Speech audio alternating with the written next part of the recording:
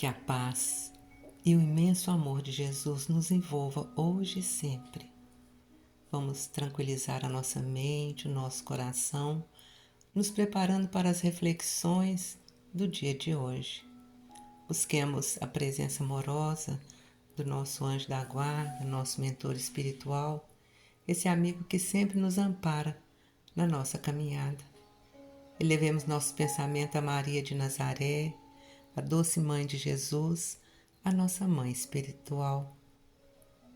Pensemos no Mestre, o Mestre Jesus, sentindo seu olhar amoroso recaindo sobre nós. E elevemos a Deus, o nosso Pai, a nossa gratidão pelo dom da vida, pelas bênçãos que nos são renovadas a cada novo dia. E em forma de gratidão, entreguemos a Deus, o nosso Pai, a prece que Jesus nos ensinou. Pai nosso que estais nos céus, santificado seja o vosso nome, venha a nós o vosso reino, seja feita a vossa vontade, assim na terra como no céu. O pão nosso de cada dia nos dai hoje, perdoai as nossas dívidas, à medida em que perdoarmos aos nossos devedores. E não nos deixeis, Senhor, cair em novas faltas, e liberta-nos do mal. E assim, em nome de Deus, de Jesus, em nome dos amigos espirituais, nós pedimos a permissão para darmos por iniciada as reflexões de hoje. Graças a Deus, que assim seja. E hoje nós vamos refletir sobre o estudo como um dom de Deus. Na sua infinita sabedoria, Deus concedeu ao ser humano a capacidade de pensar, de refletir, de aprender. É isto o que difere o homem do animal, essa capacidade do raciocínio da razão. Quando estudamos, buscamos conhecimento ou refletimos sobre uma verdade, nós estamos exercitando essa dádiva preciosa que o Criador colocou em nós. A inteligência, ela não é fruto do acaso, mas um dom do nosso Pai. Nós somos criados à imagem e semelhança de Deus. Todos somos portadores da centelha divina que nos permite adquirir, através do esforço próprio, toda a sabedoria, todo o conhecimento que desejarmos. E por meio dela, podemos conhecer o universo, conhecimento que adquirimos através do estudo. Então, o estudo é mais do que uma atividade humana. Ele é uma expressão do dom divino. O próprio Jesus, ainda menino, foi encontrado no templo estudando as Sagradas Escrituras, demonstrando que até ele, o filho predileto de Deus, valorizava o estudo. Mas, numa visão prática, qual a importância do estudo em nossas vidas? Aprender o que desconhecemos, compreender através da razão, através da experiência, vai nos tornar mais preparados para encontrar soluções para os problemas, tanto da nossa vida pessoal, como das questões do dia a dia, as questões profissionais, as grandes questões que são nos trazidas pela própria vida. O que aprendemos de bom, de útil, é um bem valioso. É uma aquisição própria que ficará conosco para a eternidade. Existem pessoas que têm muita facilidade para aprender determinadas questões. É porque aquele conhecimento já faz parte da sua bagagem psíquica. Aquilo já foi aprendido em encarnações anteriores. Ficaram guardados, esses aprendizados, ficaram guardados na sua mente, no seu psiquismo. E de maneira consciente, depois esse aprendizado é exteriorizado. Então, tudo que nós aprendemos é conquista nossa e levamos para a eternidade. É através do estudo que mudamos a nossa maneira de enxergar o mundo, de interpretar as informações que nos chegam, de superar limites, de abrir a nossa mente para uma visão mais ampliada dos acontecimentos e das situações ao nosso redor. E há um limite, uma idade para iniciar ou para continuar a estudar? E aí nós vamos lembrar de um exemplo que está no Guinness, o livro dos recordes, o exemplo de Maruji, o homem mais velho do mundo ao ingressar em uma escola primária. Maruji era um ex-escravo, vivia num país pobre, contava com mais de 80 anos, quando ouviu que a educação seria oferecida a todos os cidadãos e resolveu se inscrever em uma escola pública para aprender a ler e a escrever. Na sala de aula havia apenas crianças e, para sua decepção, a professora e a diretora da escola reagiram negativamente à sua presença na sala de aula. Mas mesmo assim, ele insistiu até obter uma autorização para frequentar a escola. Porém, diante de seu comprometimento, da sua boa influência entre as crianças, a professora se tornou a sua defensora ao seu direito de aprender. Essa história real, ela é retratada num filme chamado Uma Lição de Vida, de Jack Chadwick, e serve de inspiração para que sonhos não deixem de ser realizados. Serve de inspiração para se lutar contra obstáculos e perseverar frente àquilo que se deseja. Saber ler e escrever é uma necessidade básica de todas as criaturas. Aprender algo mais, aprofundar-se no estudo, são fórmulas de enriquecimento pessoal. E quantas crianças, os jovens, que tanto nos preocupamos? Acho que todos nós já repetimos incansavelmente para alguém: você tem que estudar, você tem que ser alguém, tem que passar no vestibular, tem que se formar, tem que arranjar um emprego, tem que ganhar bem. Evidente que é uma preocupação justa. Porém, não basta ensinar a criança as letras, os números, a ciência, porque aprender a governar-se, a conduzir-se como um ser consciente, racional, é tão necessário quanto saber ler, escrever e contar.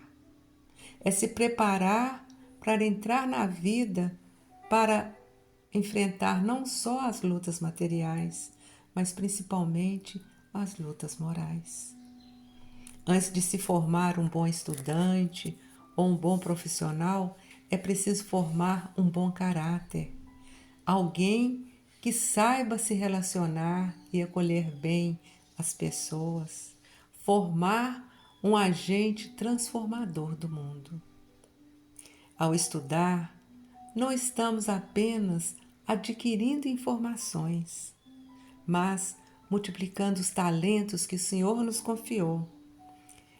Precisamos multiplicar nossos talentos, usando o que aprendemos para a glória de Deus, edificando um mundo melhor. Diante das palavras de Jesus, conhecereis a verdade e a verdade vos libertará, entendemos que só alcançaremos a libertação verdadeira quando estivermos livres do cativeiro da ignorância. Nós cuidamos das necessidades do corpo, nutrindo com alimento quando temos fome, com remédio quando estamos doentes. Porém, o nosso espírito também tem necessidades e deve ser nutrido, nutrido com valores da sua própria emancipação íntima, nutridos com o crescimento do seu interior. E esses valores se adquirem através do estudo das leis divinas da natureza, das leis do universo, das leis da vida, mas também há um estudo de grande importância que pouco valorizamos, que é o estudo de nós mesmos. Pensamos que nos conhecemos, mas é um engano. Quantas vezes reagimos de uma forma completamente diferente da que desejávamos? E raramente não nos arrependemos depois. Por que isso acontece? Porque não nos conhecemos realmente. Um sábio da antiguidade nos deixou a chave de como fazer esse estudo com o objetivo de nos melhorarmos dessa vida, de resistirmos à atração do mal. Ele nos deixou essa chave numa máxima muito simples: conhece-te a ti mesmo. E nós reconhecemos toda a sabedoria que está contida nesta máxima. Porém, a dificuldade está precisamente em nos conhecermos. O Espírito de Santo Agostinho, ele vem em nosso socorro.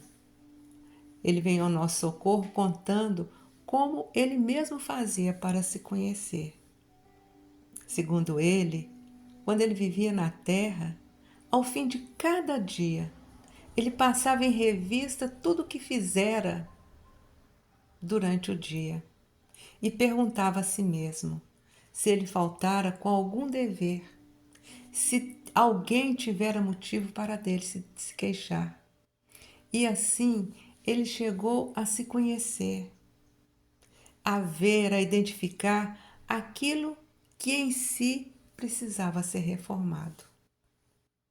Nós também podemos nos conhecer, identificando os nossos defeitos, identificando as nossas qualidades que todos temos e observando como nós nos comportamos. Segundo Santo Agostinho, nós podemos nos interrogar quantas vezes quisermos. Nos interrogarmos por que nós tivemos determinado comportamento em tal circunstâncias. Se aquilo que nós fizemos, se nós iríamos censurar se fosse feito por outra pessoa.